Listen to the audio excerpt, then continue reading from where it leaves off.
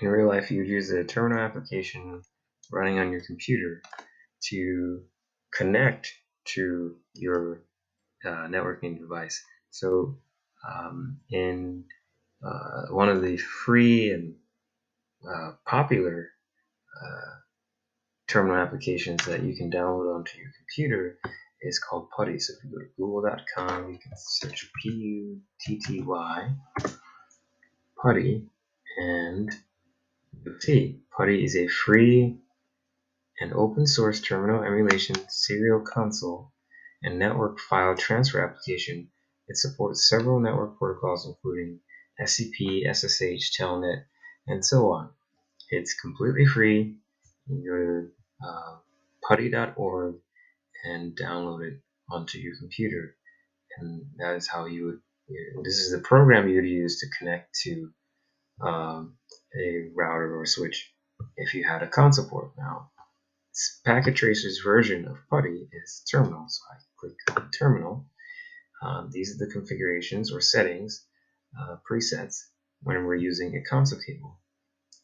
Nothing needs to be changed here. This is appropriate. Click OK.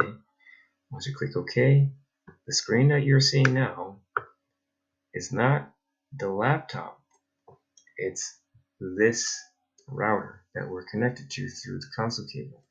We're seeing the router through the console cable, through the terminal software being reflected on our screen. And this is the menu.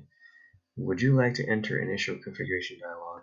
Please type N or no to continue, and then it says press return to get started. Press enter, and from here we are navigating the Cisco router's operating system.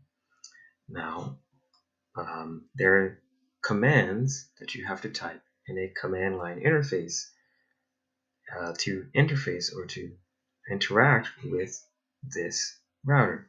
Right now we are in a mode.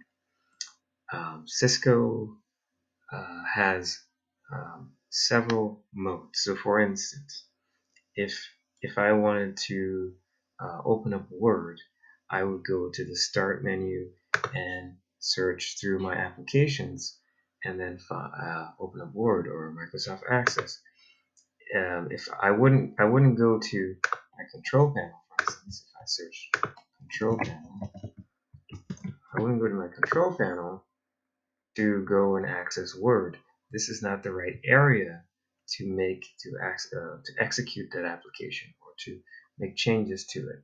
Similarly, there are areas you go to either show information or to configure the device.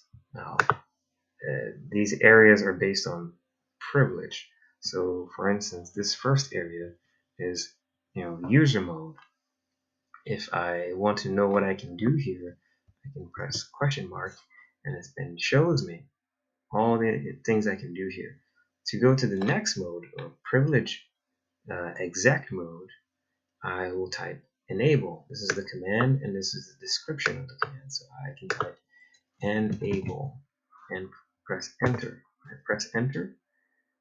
It takes me to the next mode. Now you can just distinguish the previous mode, the privilege user mode, or user mode, and privilege exec mode by the symbols that we see here. This right-facing arrow or greater than sign is user mode, and this is privilege exec mode. The next mode is global configuration mode. Remember the word configuration? This is where we create settings for everything, general settings that apply to the whole device. So to get there, I can type configure terminal, and that will bring me here. And this is the indication that you are in global configuration mode. And so far, we've typed enable from user mode to get to the next level of access, which is privilege exec mode. And then from privilege exec mode, we typed configure terminal.